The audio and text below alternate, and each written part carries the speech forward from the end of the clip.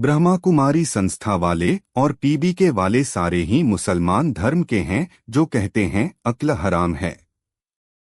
आप लोग अक्ल नहीं चला सकते।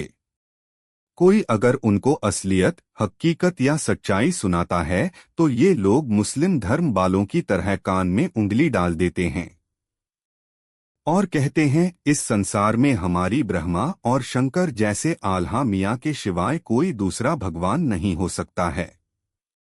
अगर इनको पूछा जाए कि बताओ तुम्हारा बाप भगवान कौन है और कहाँ है तो ये उत्तर नहीं रख पाते हैं। जैसे मुसलमान लोग कहते हैं ना आल्हा मियाँ ने ये फरमाया, आल्हा मियाँ ने वो फरमाया, आल्हा मियाँ ने आसमान बनाया, आल्हा मियाँ ने जन्नत बनाया।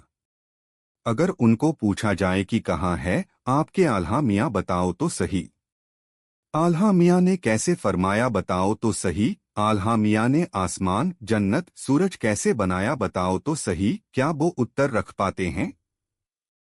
नहीं ना। तो ये लोग अंधभक्त हैं कि नहीं है?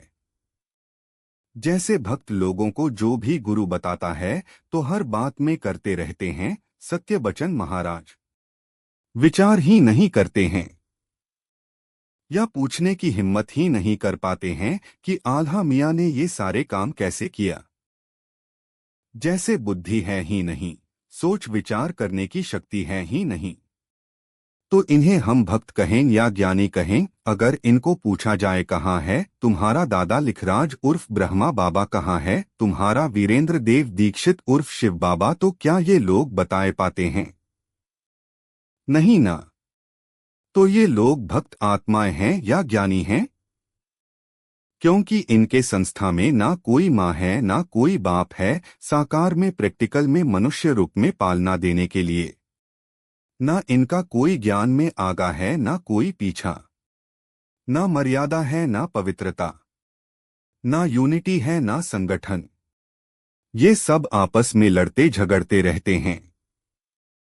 ज्ञान के नाम पर, सनातन धर्म की धारणाओं के नाम पर घोर अज्ञान, अधर्म, अत्याचार, भ्रष्टाचार और पापाचार बढ़ा रहे हैं। ये लोग यज्ञ में सनातन धर्म के नाम पर इस्लामिक और क्रिश्चियन कल्चर फैला रहे हैं। इनके सामने अगर किसी भोले भाले सीधे साधे स्त्री की बलात्कार होगी तो ये लोग चुपचाप देखते रहेंगे और कहेंगे ये तो उसकी पिछले जन्म की हिसाब किताब है जो अभी चुप्त हो रही है। ये लोग इतने दिमाग से पैदल और अपाहिज हैं, बात ही मत कीजिए। इनको अगर पूछा जाए कि रानी पद्मावती और रानी लक्ष्मीबाई अपने दास दासी समेत अपने धर्म को, सतीत्व को बचाने के लिए अग्नि में जहर किया था, अपनी जान कुर्बान किया था, लेकिन खिलजी जैसे अंग्रेज जैसे आताताइयों को अपनी परछाई को भी छूने नहीं दी थी। वो लोग जलती हुई आग में अपने आप को जला लिया। क्या जलते समय उन्हें कष्ट नहीं होता होगा?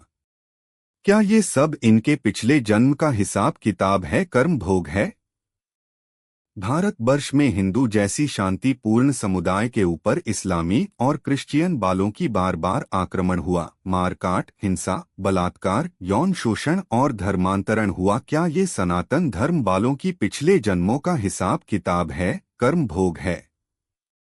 बिना विचार किए प्रभावित होने वाले आत्माएं, दिमाग से पैदल आत्माएं हर बातों को विश्वास कर लेते हैं। इससे यह होता है कि भोले भाले साधारण आत्माओं के ऊपर अत्याचार हो जाता है, वो पीड़ित और प्रताड़ित हो जाता है और सत्य दब जाता है।